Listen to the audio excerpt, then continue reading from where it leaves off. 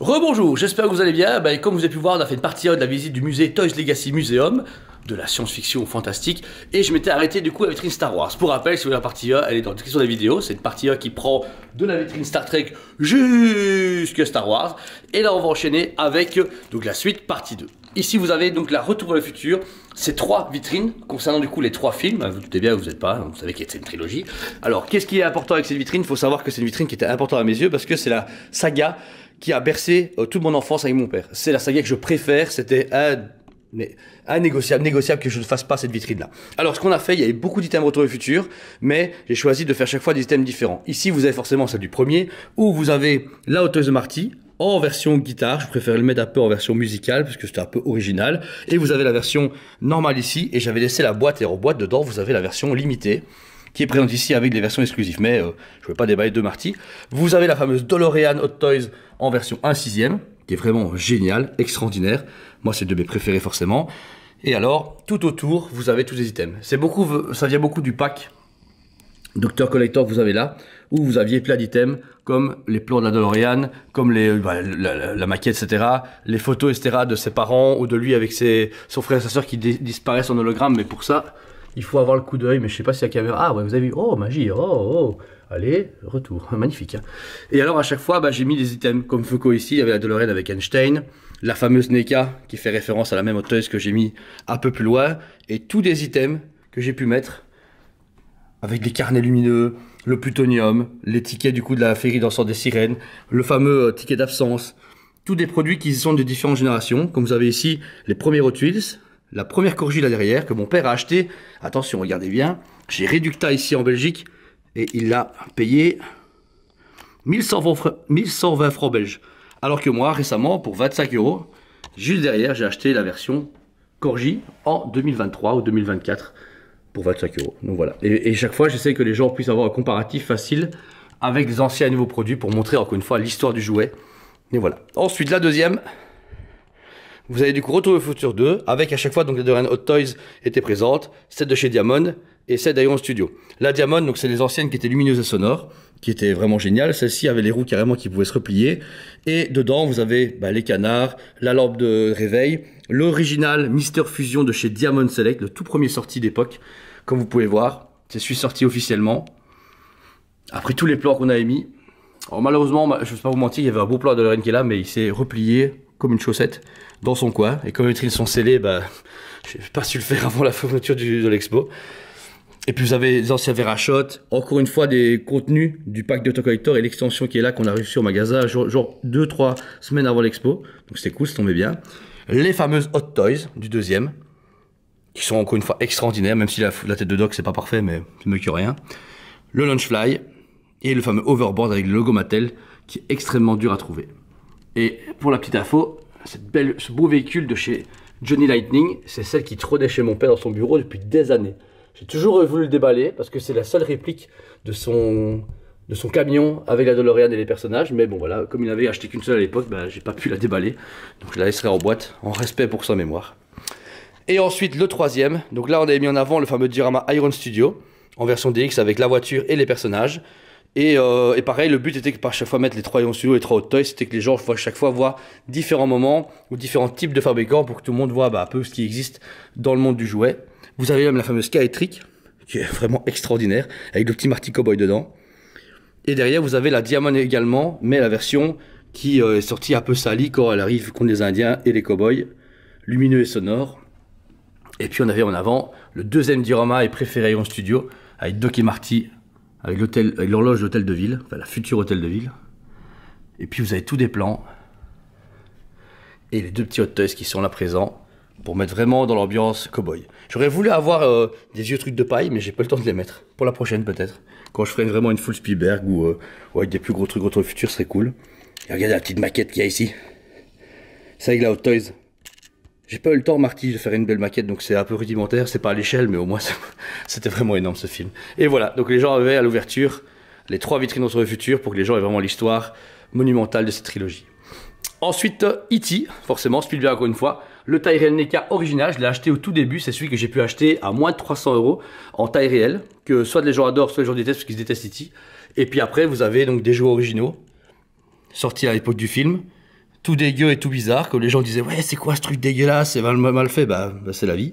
Avec le E.T. qui s'allumait au niveau du cœur et du niveau du doigt, les petits E.T. qu'on pouvait trouver chez Toys R Us, les tout premiers Funko, comme vous pouvez voir c'est les numéros 131, les premiers Movies, le tout nouveau qui est sorti avec E.T. et petit Elliot, le chelou gant E.T. où le doigt s'allume et vous pouvez faire un Elliot ou qui vous voulez, le Iron Studio, extraordinaire. Et là, pareil, la collection en partie de Toys R Us. Avec mon père, on avait été jusqu'en Allemagne et chercher au Toys R Us. On avait, mais genre, t'es un samedi matin, on avait éclaté le rayon. On avait tout pris, le caddie était plein, la voiture était pleine, parce qu'on avait acheté toute la collection. Là, j'ai pas tout mis, faute de place. Mais même là, ici, vous voyez, ils avaient vendu du coup un pack complet avec sa soucoupe, avec toutes les petites figurines. Et puis séparément, vous pouviez acheter celles que j'ai exposées là, pour que les gens puissent les voir. Et un petit easter egg, j'avais mis les figurines Waterworld.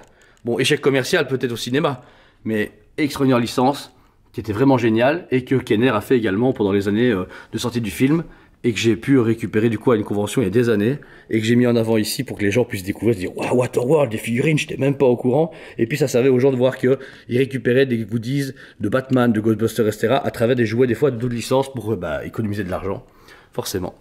On enchaîne ici avec ensuite tout ce qui est Spielberg continue. On a du coup Gremlins, Indiana Jones, donc une vitrine qui est super importante puisque c'est quand même les fondements même pour moi de la science-fiction et du fantastique à travers les années 80. Et franchement, c'était des licences de folie. Pour moi, voilà, c'était des films qui sont inoubliables. Alors ici, vous pouvez voir, donc j'ai Indiana Jones où j'ai pu mettre un peu de tout. Comme vous savez, il y a eu quelques jouets Kenner à l'époque. Alors là, ce sont les rééditions, mais les originaux, j'ai pas eu le temps de les retrouver pour les mettre dans l'expo, mais ce sera pour une prochaine. Et là, vous avez donc à chaque fois mis en scène, un peu comme un vieux magasin de jouets, les produits. Donc là, vous avez Gentle Giant qui avait fait le méga giga jumbo d'Indiana Jones. Ensuite, le Funko exclusif qu'on avait ici avec les serpents, qui est très dur à trouver. La fiche du coup, avec le gros pop Indiana Jones qui était derrière. Et suivi, encore une fois, qui est sorti pas si longtemps que ça, le pop avec Indiana Jones qui est suivi par la grosse sphère, enfin le gros caillou. Et puis là, vous aviez les rééditions Hasbro, sorties à un moment du 4e film, la Sideshow, le Monsieur Patate et le magnifique et inoubliable buste de Henry Jones de chez Gentle Diamond. Et à côté, pour fusionner, j'ai pu mettre du coup les Gremlins.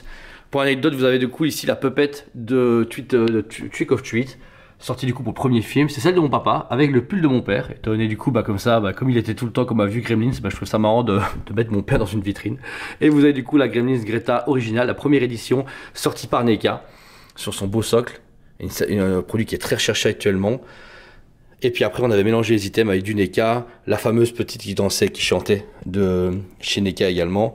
Et puis là j'avais caché quelques trésors, les premiers NECA Real Toy, le pack de démolition et puis quelques réactions qu'on a mis derrière. Comme ça, les gens avaient vraiment ce côté vitrine et c'était assez immersif, vous voyez. Vous aviez du coup gros et petits produits qui se mélangeaient. Ça permettait aux gens vraiment de se plonger dedans tout en restant quand même épuré et accessible puisqu'on passait sur le gauche et la droite pour pouvoir garder les produits sans problème. Ensuite, l'indémodable et cultissime Goonies.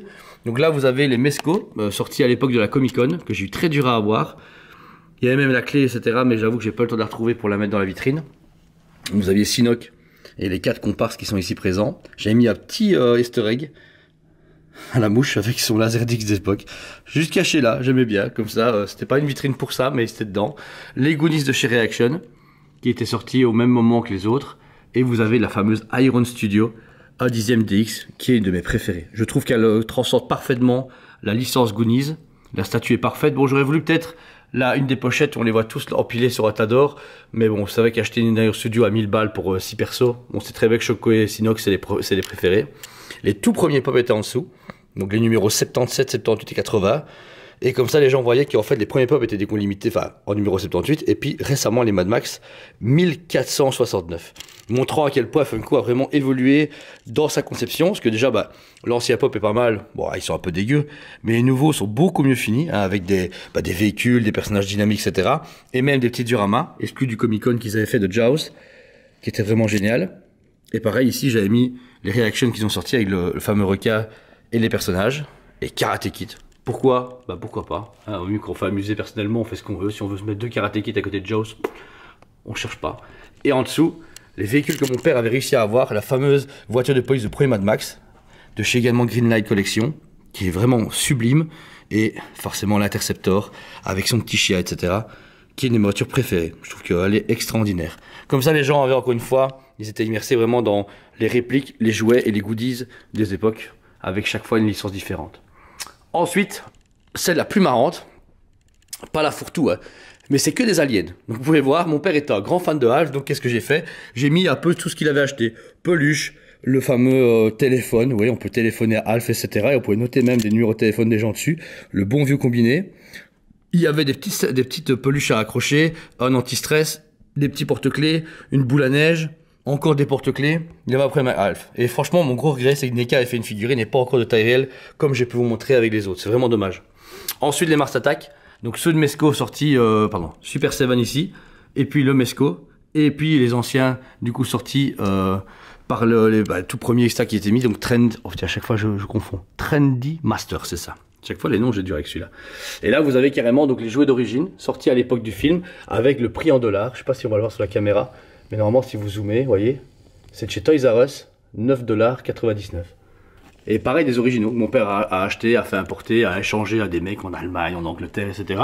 Et vous avez ça de celle du film, donc les 4 originaux, avec après le tout grand Mars Attack, Suprême Martien et sa soucoupe. Et puis derrière vous avez des Mars Attack Doom, qui du coup sortaient en version un peu jeu vidéo, et vous aviez dedans des disquettes. Si vous regardez bien, vous avez les disquettes qui sont encore dedans, et vous pouvez les mettre dans votre PC à l'époque pour jouer. Ce qui a forcément été la même idée pour Independence Day, que vous avez juste là. J'ai pas tout mis pareil, j'aurais aimé de la soucoupe et d'autres trucs. J'avais même le buste de chez Prime One, mais bon, évidemment la vitrine elle a une limite. Et vous avez du coup l'alien, avec Choi-Mi, etc. et les personnages. Bon bah pour ceux qui veulent vraiment pleurer, voilà Ian Malcolm en jouet. C'est dégueu, hein, le pauvre. Et là vous avez encore également les disquettes, et les packaging d'époque étaient extraordinaires. Les gueules qu'avaient les jouets, c'était vraiment géniaux. Et pareil, les gens étaient très surpris de les voir en vrai ici au musée. Et puis après vous avez ici les Starship Troopers en micro-machine. Toujours d'époque scellée, ils n'ont jamais été bougés.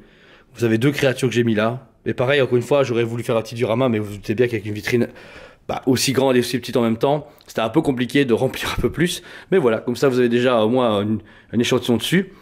Ensuite, Ghostbusters. Alors, au même mettre Like One, Beatsway et les personnages, je me suis dit, c'est quoi, m'en fous, on met bouffe tout. Donc, le Slimer Tyrell de chez NECA, première édition également, qui est toujours aussi bien fait, par rapport au Collectible qui coûtait 1300, 1500 balles. Là, vous étiez plus ou moins à 800 € le Slimer, donc c'était vraiment très honnête. Le gros bémol de la vitrine, c'est qu'on voit pas son petit cul, parce qu'il a un beau petit cul, je ferai en photo après en le vidant, mais si vous regardez bien, ouais, là-bas, on le voit pas, mais il a un beau petit cul. Ensuite, derrière, Playmobil, sorti il y a ces dernières années en magasin, et mélangé aux jouets d'origine Kenner. Si vous vous souvenez bien, c'est la plus emblématique, le démon des routes, la fameuse coccinelle qui se transformait en montre religieuse, et tout ça est toujours scellé d'origine. J'ai mélangé du coup Funko, Kenner, même les packs de chez Dr Collector et les vieux téléphones d'époque combinés. Vous avez même la Ecto One sortie d'époque. C'est pas la réédition de chez Hasbro, c'est vraiment l'original Kenner. Jamais sur de la boîte. Les Hot Wheels que mon père a acheté dans les années début 2000. Et puis à chaque fois on fait des petites vitrines avec le Lego, encore des goodies, les Playmobil, et même pour ceux qui ont connu, mais c'est dur à avoir, vous avez les Mego derrière.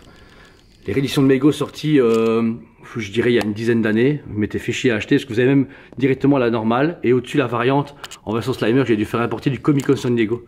C'était hyper chaud à avoir, mais j'ai pas tout mis pareil. Ghostbusters, je ferai une autre expo avec dedans les autres personnages.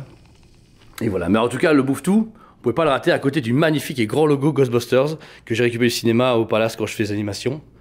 Et puis on arrive sur la dernière vitrine, Jurassic Park. Là, celle-là, c'est une des préférées des gens. Avec Marvel, Star Wars et Jurassic Park, c'est les 3 préférés des gens. Plus de place, plus d'immersion. Là, vous avez vraiment l'échantillon de tous les différents jouets et statues qu'on a pu mettre en avant. Là, vous avez donc les premiers jouets Kenner que j'ai mis en boîte. Ceux que j'ai rachetés, je dirais quand j'avais 10-12 ans. Ouais, plus ou moins. En brocante ou en convention quand j'en trouvais.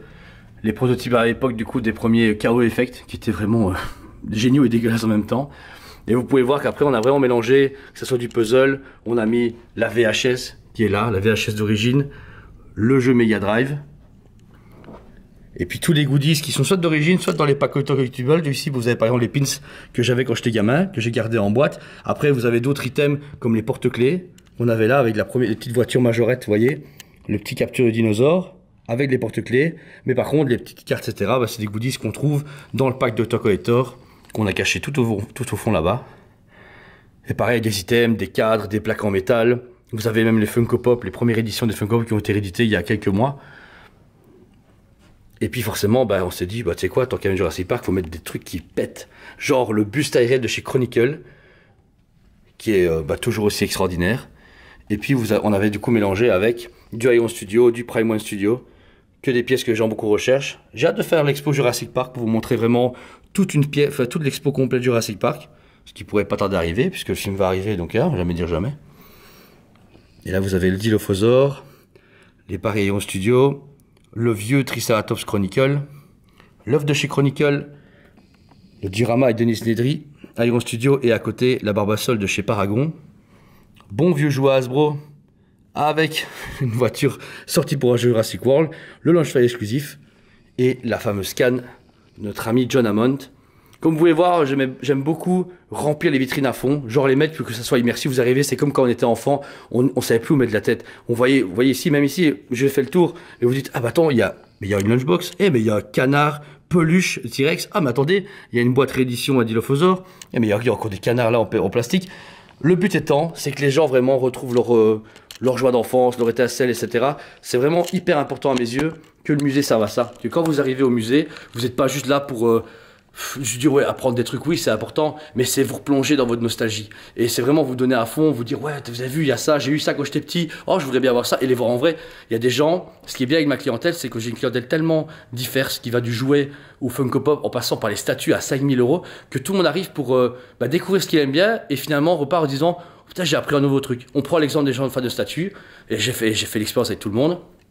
Ils sont tous pointés, ils s'étaient ah t'as vu la Prime, oh il y a Chronicle, oh il y a ça, et puis finalement, j'ai vu, mais vous avez vu, il y a ça, Hasbro. Oh, il y a ça chez Iron Studio. Ah ouais, je connaissais pas. Et les goodies, au final, malgré qu'ils connaissent plein de choses, et ils découvraient des nouvelles choses à travers le jouet, ou vice versa. Imaginez quelqu'un qui ne fait que du jouet, qui n'a pas les moyens, qui n'a ni les connaissances, qui n'est pas sur les groupes, sur YouTube, etc., à suivre les statuts. Il est fan de Jurassic Park, il connaît les jouets Mattel.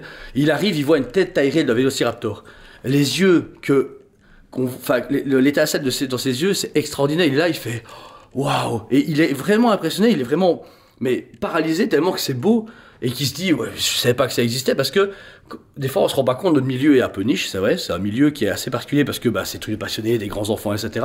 Mais tout le monde à mes yeux est un grand enfant, n'importe qui, le juge, le policier, le pompier, l'homme, la femme, l'infirmier, n'importe qui a de la pop culture en soi, mais n'importe qui. Et celui qui me dit ouais je pense pas, etc., c'est pas possible, réellement. Tout le monde, après pas geek au poil d'acheter une statue, mais tout le monde connaît au moins Star Wars, tout le monde connaît Alien, tout le monde connaît Marvel, ou en tout cas il y a bien un élément dans votre vie qui s'est dit ah ouais mon grand-père aimait bien, ah mon père, mon frère, ma soeur, mon fils, tout le monde. Et c'est maintenant là que c'est important dans le Toys Legacy Museum, c'est vrai tout ça, de garder une histoire, une trace, pas dire écrite, mais physique. Quand je vois les nombres de gens qui ont replongé dans les souvenirs, ou même mon préféré c'était quand il y avait un petit enfant de 5-6 ans et un grand-père.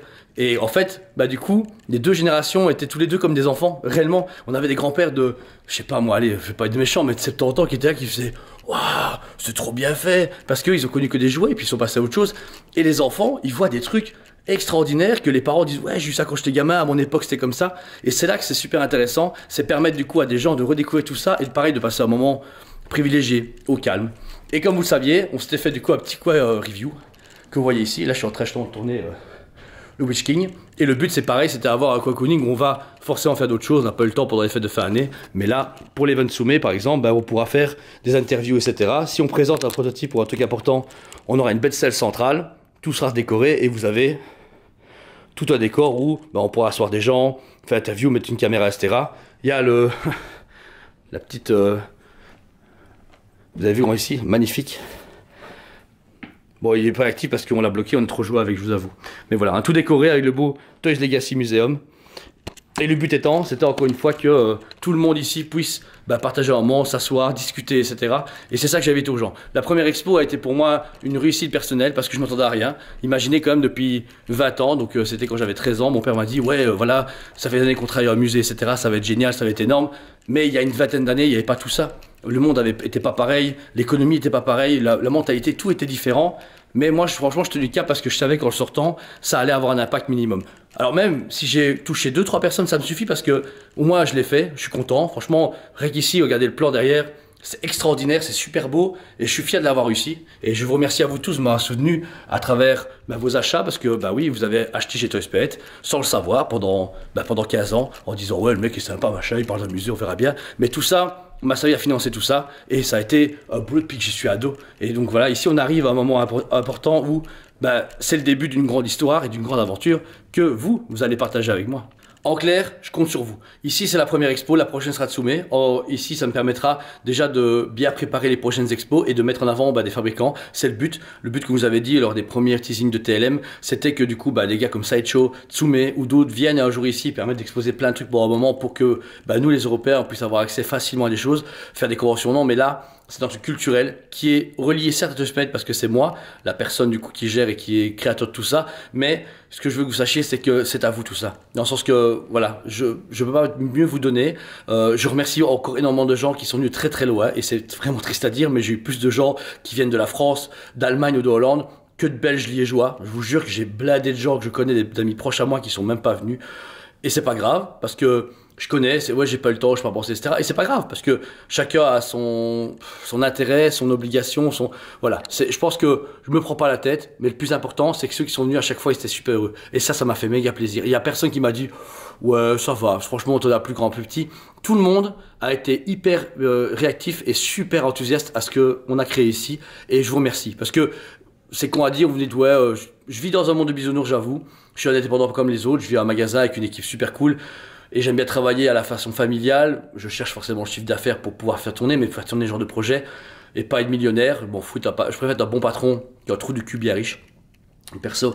Mais j'ai hyper hâte. Là, on travaille sur la troisième, qu'on va vous teaser du coup forcément après, c'est le Tsume, qui va être extraordinaire. Celle du mois de septembre, etc. encore après, ça va être vraiment génial. En fait, chaque expo, j'ai hyper hâte. Parce que là, on trie tout, il y a plein de potentiel. Et je sais que là, on améliore le truc. Pour la prochaine, il y aura des visites audio, il y aura des petits jeux, etc. Là, la première, c'était vraiment très sentimental. Et ça me tenait vraiment à cœur de la faire telle quelle que mon père et moi l'avaient vue, avec un peu de touches nouveau. Mais je sais que là maintenant, voilà, c'est fait. J'ai passé un cap. Mon père, je sais qu'il est hyper fier de ça, etc. Et je suis content d'avoir accompli ça parce que vous imaginez pas que parler tous les jours, toute votre vie avec votre père, de dire ouais, on fera un musée du jouet et se battre jour et nuit, travailler, parce que je travaille depuis très jeune pour gagner de l'argent, etc. Et même entretenir tout ça, ça a été vraiment beaucoup de travail, ça a été toujours du boulot maintenant. J'avoue que là, je crève de mal au dos, je sais même pas comment je marche encore. Mais voilà, au moins c'est fait, je peux mourir heureux façon de parler, parce que même si ça aurait pas marché, voilà, j'aurais quand même dit je m'en fous, je l'aurais fait, et c'est ça. C'est le message le plus important de Toys Legacy Museum, c'est pas de dire collectionnez beaucoup de jouets, des statues, faites des gros musées, non, réalisez vos rêves. Franchement, il n'y a aucun âge, il n'y a aucune limite à votre potentiel de faire ce que vous voulez faire. Si vous avez envie d'être menuisier et que vous avez 40 ans, lâchez-vous, on ne vit qu'une seule fois. Moi, je kiffe ma life, franchement, j'adore tout ce que je fais. C'est pour ça que vous me dites, ouais, toujours bonne humeur, etc. Parce qu'on n'a pas le choix. Si on s'arrête à tous les problèmes qu'on a tous les jours, etc., on arrête de vivre. Franchement, ça vaut même pas la peine parce qu'on est entouré de trous du cul qui gèrent hyper mal notre monde. Et j'espère que, c'est bête à dire, mais innocemment, j'espère qu'avec toute cette pop culture et avec toutes nos bonnes valeurs, on changera le monde. Mais après, on verra bien. Quoi qu'il arrive, moi, je laisserai tout ça à l'humanité. Ils auront du coup un beau musée, ils auront du coup des beaux produits et j'espère que les futures générations pourront toujours voir au musée et voir ce qui a existé et se rappeler qu'à travers le cinéma, on a des bonnes valeurs qu'on nous a transmises et c'est ça qui ont fait des gens extraordinaires qu'on est maintenant. Vous, derrière la caméra, vous êtes peut-être des geeks, mais vous avez des bonnes valeurs et ça qui fait que vous êtes des gens un peu plus originaux et surtout des bonnes personnes. Donc voilà. C'était la fin de la partie 2. On se voit pour Tsume à partir de mi-mars. Je fais un live le 12 février avec normalement une équipe de Tsume pour vous dévoiler tout ce qu'on va faire. Ça va être énorme, ça va être insane, quoi qu'il en soit. Merci à vous tous. Merci du fond du cœur. C'était Julia chez TouchMate. Je vous aime beaucoup et je vous dis à très bientôt. On vous aime beaucoup et on vous dit à très bientôt.